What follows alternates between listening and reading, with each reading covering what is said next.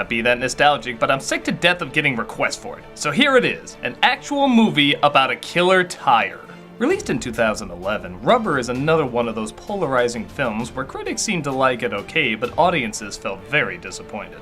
It's a movie about a killer tire, you dumbasses. Quite frankly, you deserve whatever movie they give you. There is no bar to meet. So, is there a secret gem that's smarter than it looks? Or is it so bad that even people who paid to see a killer tire feel let down? Again, I don't know how you let a crowd like that down. Let's take a look at Rubber.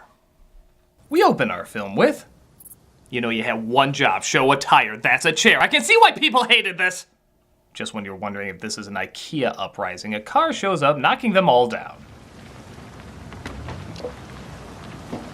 So this is an Amish driving test. Forget it, buddy. Even that amount of binoculars won't help you find the plot. A man in a cop uniform gets out of the trunk and gets a glass of water from the driver. Well, I'll be following this just fine.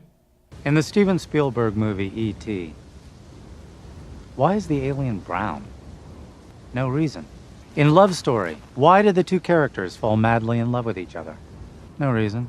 In The Pianist, how come this guy has to hide when he plays the piano so well? At this point, a killer tire would be normal. He goes on explaining other random questions from movies that have no answer. Or maybe they do, they're just asked in really dumb ways. In the excellent Chainsaw Massacre by Tobe Hooper, why don't we ever see the characters go to the bathroom? Well, I can't account for the excellent Chainsaw Massacre before the Texas Chainsaw Massacre. I think it's because the director wasn't a sicko. I mean, okay, he was, but not you kind of sicko. The answer to all of these, he suggests, is the same. No reason, no reason, no reason. Absolutely no reason. Why did the second oldest boy in Malcolm in the Middle never have a family?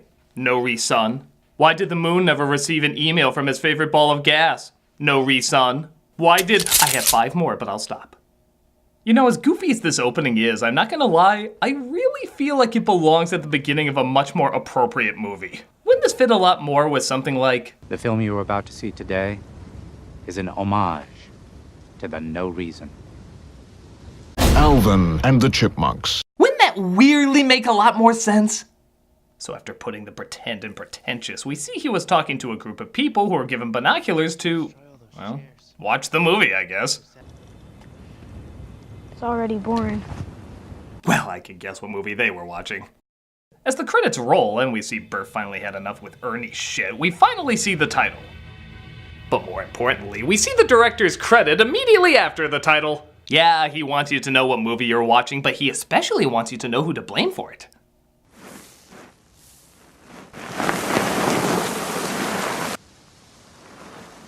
Oh wait, I've seen this. It travels across the world, connects to other parts, and puts the Iron Giant back together again. And they said Split was a surprise sequel. The tire seems to learn how to live, suddenly, and starts moving on its own. No, the tire continues to move around, but is having trouble keeping his balance, thus moving around like he's being controlled by a Wii remote. He comes across his first antagonist in the movie, though. A water bottle!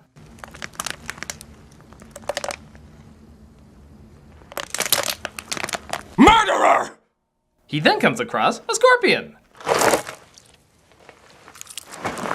It's gonna be a long movie, isn't it? He then comes across a beer bottle, which he can't seem to crush. So he uses his psychokinetic powers to blow it up. Yeah, tires have those now. Thus his minor trail of nuisance continues. The onlookers comment on what they're seeing. Looks like he has telepathic powers. You mean psychokinetic? I don't care about the right word. I think the kid is right. Psychokinetic powers. Excuse me, but do you have to comment everything aloud? Yeah! So the tire continues to roll and blows up a can this time. I'll admit I'm not getting much from the tire's performance, but he does still give more emotion than Kristen Stewart. Ooh, things are getting really exciting because now we have a musical score.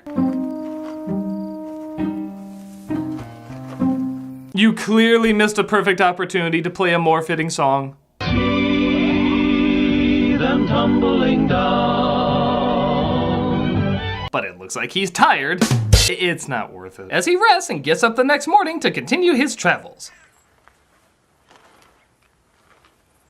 Well, that happened. Meanwhile, we see how this film was financed, with one of the guys in charge stealing from one of the viewers. Let's go! Come on. Where is he? Straight ahead. Just woke up. Okay, just tell me, is this the Cabin in the Woods universe? Is the tire just one of the killer monsters that escaped and the onlookers are just monitoring the progress? I'd have mixed thoughts, but it's better than no thoughts. Look, the tire is drinking water. You know, it's the weirdest things that leave you empty. He finally comes across a living mammal and tests his powers on it. Yeah, what the hell, Doc?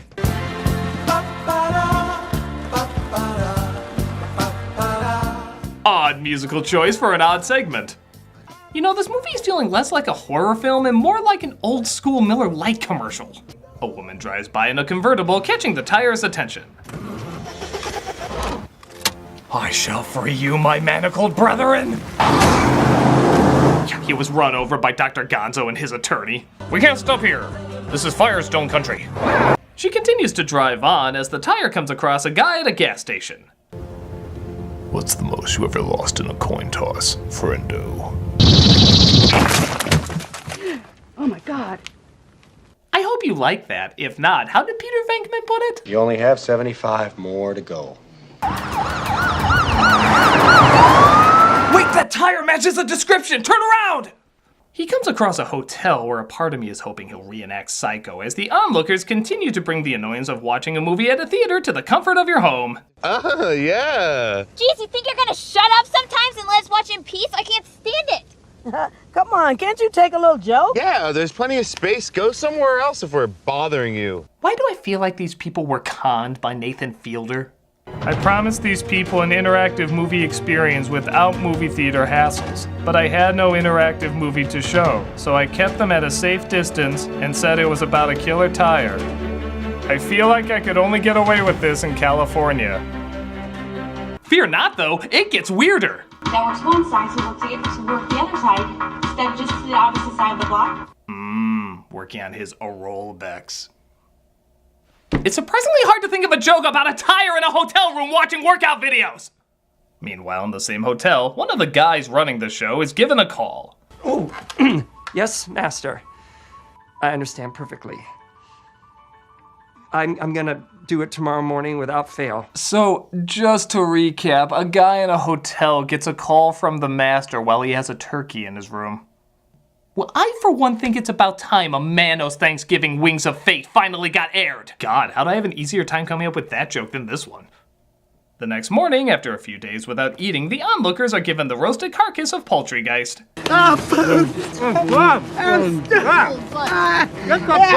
Christ, it's like 3 p.m. at the Old Country Buffet. A staff member seems to interrupt the tire's shower. They didn't tell me there was nudity in this! And big shock, the tire does not take this with Goodyear humor.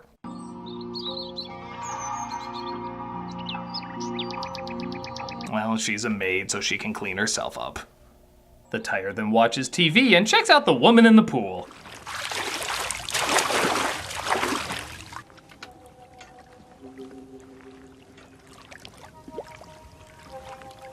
You think his fascination with humans is seen as strange to others? Like, is his interest made fun of by other tires?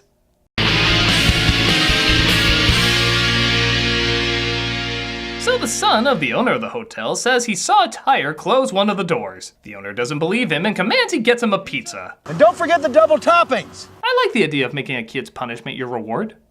He seems to come across this totally pointless hitchhiker guy. Whoa! Well, that's just rude. Clearly 2 people could fit on that bike. Say, here's some double toppings. Here's your double topping. Stop doing my jokes! The tire, meanwhile, falls in the pool. As the onlookers seem to get sick from the food they ate. What's happening to us? They poisoned you. Turkey was a trap. Someone treat your audience. Do I take it this is where a tire bursts out of one of their stomachs? Oh, don't worry, ma'am. They're not gonna get away with it. I'm still here. God bless you, onlooker, doing whatever it is you're doing for whatever reason you're doing it. Ooh, more toppings.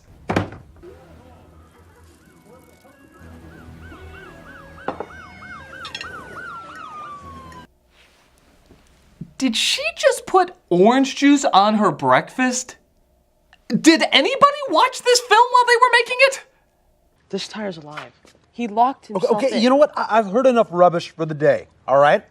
Now get that dirty tire out of the pool, or I'm gonna get really mad. And there's not nearly enough bird guts on this pizza to make it edible. Meanwhile, the cop from the beginning of the movie seems to ask the same WTF-ness as before. Don't you find it strange we can't see the air around us? Don't you think it's weird we're not giving refunds to the viewers of this movie? But in a very odd turn, yeah, I know what I said. The cop says the poison has had enough time to kill the spectators and so everyone can stop. Everyone, however, has no idea what he's talking about. You can all go home to your families now. You out of your mind? Stop acting like this is real life. I'm telling you, we're done. There's no one watching anymore, okay? Moviegoers have clearly left the theater by now. There's no point in continuing. He tries to prove it by having somebody shoot him, and it has no effect. It's not real.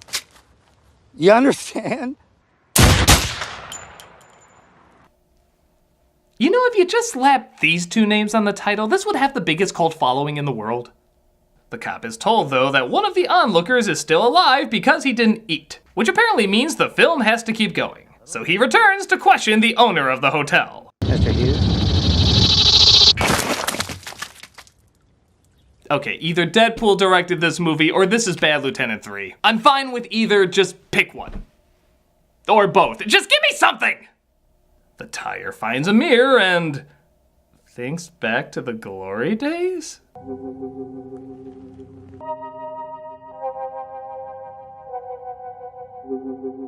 Sometimes you just gotta ask yourself, how can I see my reflection with no eyes? Or, what's this hole I feel in my body? Or maybe, when should I retire? What am I supposed to do with this? The boy sees the tire and tries to figure out what's going on. Do you talk? Me? Human? Boy? Hey! Answer me! So how was your day, son? Well, I went to school, asked a girl out, and then demanded a tire to talk to me. We took you off those meds too soon. So the cop gives an idea for the suspect they're looking for. This is what our killer looks like. Tire. Exactly. I'm honestly shocked they didn't utilize their sketch artist for this one. One of the cops, though, has a question. Is it black? That didn't happen, it just felt good. The cops find the tire and stop right behind him, not getting out of the car because I don't know. You wanna know how I got these skid marks? Wait, let me take a wild guess what happens. Oh yeah, I should have put that together. One of the guys running things tries to poison the last onlooker, but he refuses to eat. So the other guy does. Huh, okay. This stuff was supposed to be for you to eat. The Suicide Squad from Life of Brian was easier to take out than you. He sees a burning tire pile and goes absolutely insane because over the next 3 days, he goes on a killing spree. He gives a ton of people the scanner treatment and then watches, I guess, his version of the Olympics. One of the cops finds the tire, though, as they let the guy in charge know, who's apparently playing chess. You can't do that. Really? Well, you can if you want, but it's against the rules. It's good to know that this film graduated from the Freddy Got Fingered School of Advertising. We know we don't know what we're doing. Get a load of this. They're actually attempting to Woody Woodpecker his ass. Come on. You like me? You think I'm sexy? This scene makes no sense at all. So the onlooker comes around and says, This scene makes no sense at all. "Stop doing my job!" The onlooker suggests that just shooting the tire will end the movie faster. But one of the cops brings up this good point. Yeah, but then we wouldn't be here if you'd eaten a damn turkey. Well, that's true enough. Is this a Looney Tunes cartoon written by Charlie Kaufman? So Ian, I have to admit, maybe my favorite anticlimactic death of any movie monster. The cop goes in saying he's just gonna blow him away, shoots him off screen, and then throws the carcass on the onlooker. And bye. That's like in Halloween if Michael Myers went out like this. You blowed up, exit to your right. I have to admire what a slap in the face that is. But there's a twist in this ending. I guess. It comes back as a tricycle and blows up the onlooker. Hey, baby. He's off to play Invisible Paperboy as he's apparently gathered a tire army to follow him. And that seems to be it. Okay, so on the whole, I can't act like it was, oh, there's more. Like, several minutes more. The final image, I guess, is the tricycle and his Dawn of the Tread heading to Hollywood. The credits also show the cop giving the intro speech again, only this time it's to literally nobody. Yet he still does it word for word. Why do some people love sausages and other people hate sausages? No fucking reason. Call me crazy, but I didn't think a movie about a killer tire would require Return the King number endings. Come on, don't waste your time explaining that garbage. Let's go. Just a minute. Let me finish. Ah, shoot, I was hoping the final image would be Woody Harrelson with flaming red hair saying there will be carnage. What the burning rubber did I just watch? On the one hand, I guess I can see why some people didn't like it. A lot of questions about this world are raised and are never answered, and it even seems like some of the jokes are set up and no real punchlines are delivered. But as the film clearly states in the opening, it has no reason. If anything, it kind of feels like a troll film. It still has laughs, it still has gore, it still has a killer tire. It just doesn't really care much on the story, so it refuses to have much of one. It's almost like the movie focuses on the spectacle of such a crazy idea rather than the crazy idea itself, which you could argue some horror films already do without even acknowledging it. And I have to admit, I kind of like that. So yeah, if you look at this less like a Human Centipede kind of dumb and more like an artsy Return of the Killer Tomatoes kind of dumb, I think you'll get a fun experience. It's weird, it's silly, it makes little sense, but it gave a tire killing people and a few surreal laughs. I guess for the kind of film it is, that's enough for me to say roll on in and enjoy.